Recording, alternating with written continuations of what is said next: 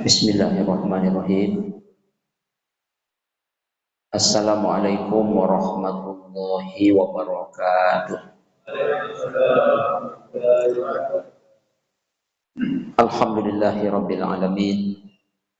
Wassalatu wassalamu ala asyrafil anbiya'i wal mursalin wa ala alihi wa ashabihi ajma'in. Ashhadu an la ilaha illallah wahdahu la syarikalah wa ashhadu anna Muhammadan abduhu wa rasuluh la nabiyya ba'dah. Subhanaka la ilma lana illa ma 'allamtana innaka antal alimul hakim. Kaum muslimin, kaum muslimat, tamu-tamu Allah yang berbahagia. Mari kita ucapkan alhamdulillahirabbil alamin. Kita bersyukur dan memuji Allah Ta'ala yang masih memberikan kesehatan dan kesempatan untuk kita sehingga kita masih dapat beribadah sampai hari ini. Semoga Allah Ta'ala menerima ibadah kita semua. Amin. Ya Rabbal Alamin. Mari kita ucapkan pula salawat dan salam. Allahumma salli ala Sayyidina Muhammad wa ala ali Sayyidina Muhammad. Kita mohonkan kepada Allah Ta'ala semoga selalu dilimpahkan kepada Nabi Muhammad sallallahu alaihi wasallam, dan semoga saja syafaatnya kita peroleh di hari kiamat nantinya. Amin ya Rabbal Alamin. Kaum muslimin, kaum muslimat, tamu-tamu Allah yang mulia, semua kita pasti sudah memaklumi bahwa kita diciptakan oleh Allah Ta'ala adalah untuk beribadah kepadanya. Allah Ta'ala sebutkan dalam Al-Quran surah Az-Zariyat ayat yang ke-56. Wa ma khalaqatul jinna wal insa illa liya'budun. Dan tiadalah aku ciptakan jin dan manusia itu kecuali agar mereka beribadah kepadaku. Jamaah tamu-tamu Allah yang mulia, hakikat daripada ibadah itu adalah al-khudu'u wat tazallul.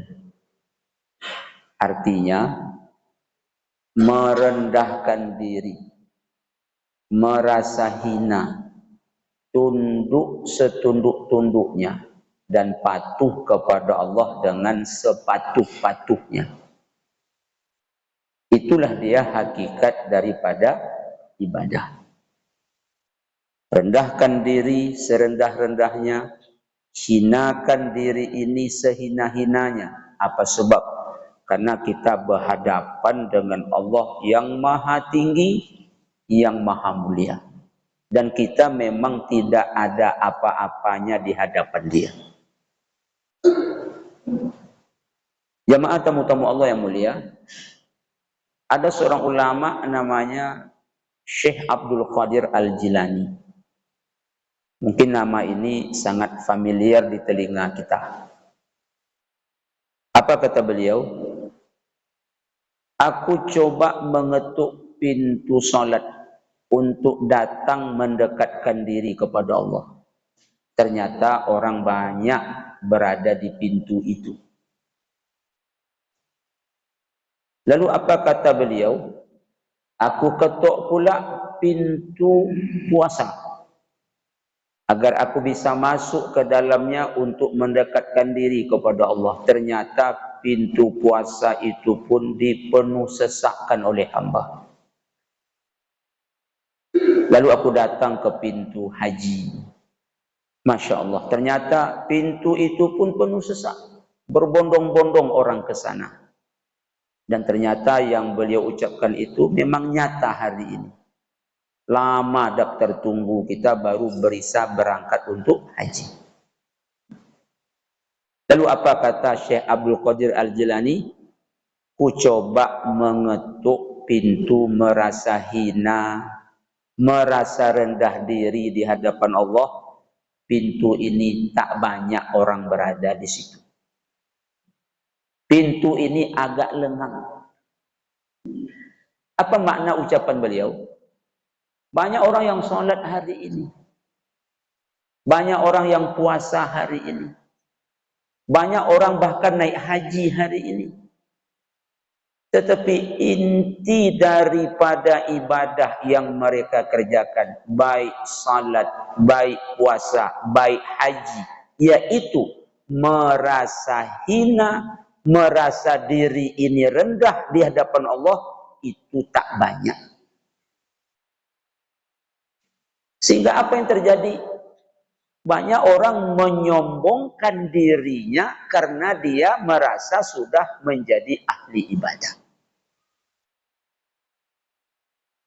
Apa pula kata Imam Ibnu Qayyim Al-Jauziyah dalam kitabnya Madarijus Salikin, Madaris Salikin. Apa kata Imam Ibnu Qayyim Al-Jauziyah? Kalau Allah Ta'ala memudahkan engkau untuk bangun malam dalam rangka beribadah, jangan engkau meremehkan orang yang sedang tidur. Lalu apa kata Imam Ibnu Qayyim Al-Jauziyah? Kalau Allah mudahkan engkau untuk berpuasa sunat, jangan kau remehkan orang yang tak puasa. Sebaliknya apa kata Imam Ibnu Qayyim Al-Jauziyah? Apabila Allah mudahkan engkau untuk berjihad, maka jangan engkau memandang remeh orang yang tak pergi berjihad. Apa sebab? Karena kata Imam Ibnu Qayyim Al-Jauziyah, orang yang tidur di waktu malam itu, orang yang tak berpuasa di waktu siang itu, orang yang tak pergi berjihad itu, bisa saja mereka lebih mulia di mata Allah dibandingkan kamu. Apa sebab?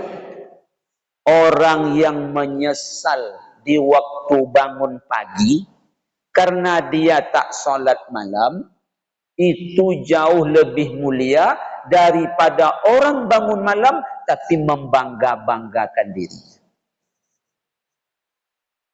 Begitu kata Imam Ibnu Qayyim Al-Jauziyah. Kaum muslimin, kaum muslimat, tamu-tamu Allah yang mulia. Maka apa pesan beliau kepada kita? Apabila kita melakukan amal ibadah, hendaklah kita melupakan amal kita itu. Ibaratnya seperti kita membuang air liur. Kalau kita membuang air liur, berapa kali sehari ini kita membuangnya, kita tak ingat. Dan kemana kita buang, kita pun tak mengingatnya. Asal dibuang, habis cerita. Berapa kali, kita tak tahu. Di mana tempatnya, kita pun tak ingat. Jangan seperti menyimpan duit. Kalau menyimpan duit, berapa kita simpan, kita ingat. Di mana kita simpan, kita ingat. Jarang orang lupa berapa duit yang dia simpan, jumlahnya. Jarang orang lupa mana duit itu dia simpan. Kalau disimpan, lupa tempatnya, lupa jumlahnya, bahaya. Orang kalau nyimpan duit, pasti ingat jumlahnya. Orang kalau nyimpan duit, pasti ingat tempatnya. Nah, jangan beribadah seperti orang menyimpan duit. Orang kalau menyimpan duit, ingat jumlahnya, ingat tempatnya. Ibadah jangan seperti itu. Tapi seperti orang membuang air ludah. Di mana dibuang? Entahlah. Berapa kali sudah dibuang, saya pun lupa. Begitu kata Imam Ibnu Qayyim Al-Jauziyah, kalau kita sudah melakukan amal ibadah. Dan jangan dicerita-ceritakan. Karena kalau dicerita-ceritakan amal kita, maka ketika itu hakikat dari ibadah tadi akan hilang dari dalam hati kita. Apa tadi? Merasa hina itu tak ada lagi.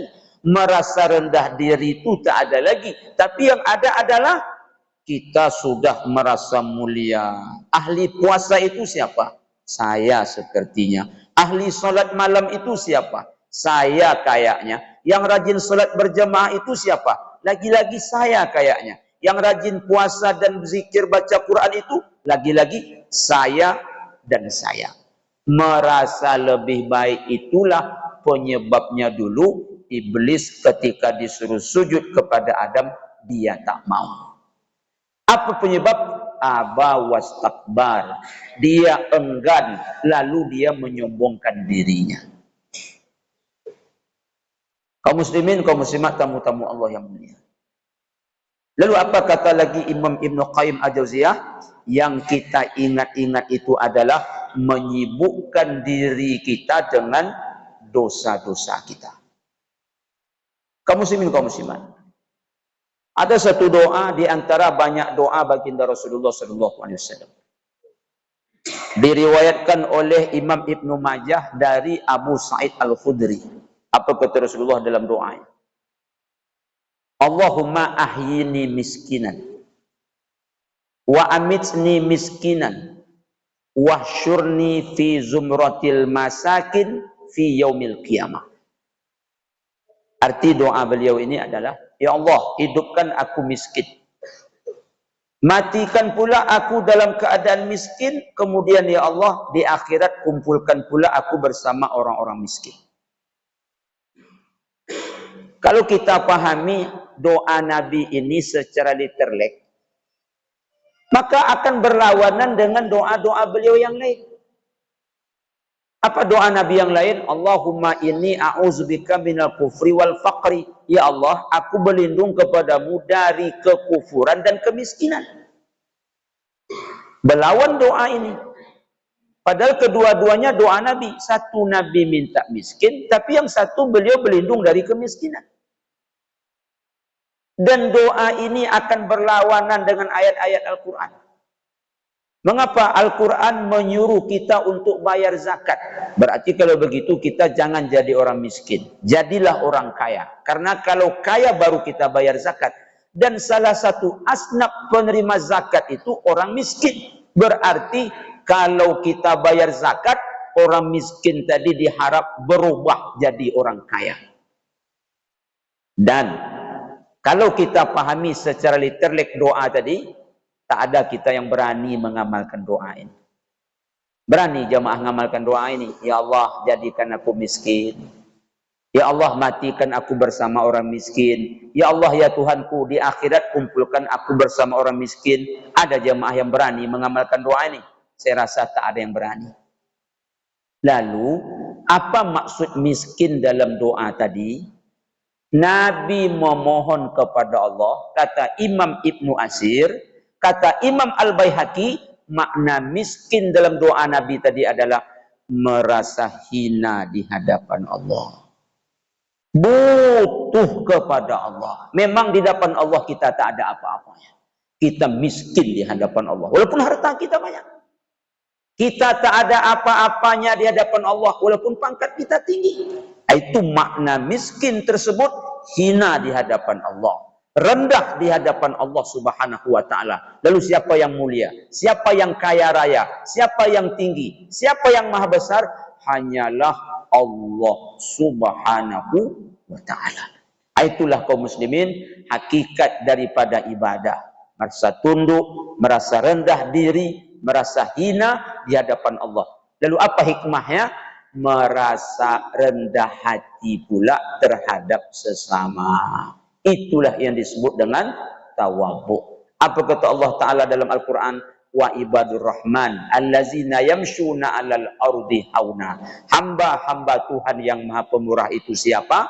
Mereka yang berjalan di muka bumi dalam rangka bagaimana mereka berjalan, yaitu merendahkan hati mereka terhadap sesama. Kaum muslimin, kaum muslimat, tamu-tamu Allah yang mulia, semoga yang sedikit ini menjadi berharga buat saya dan kita semua, dan semoga mendapat ridho daripada Allah Subhanahu wa ta'ala. Terima kasih atas perhatian. Mohon maaf banyak kekurangan.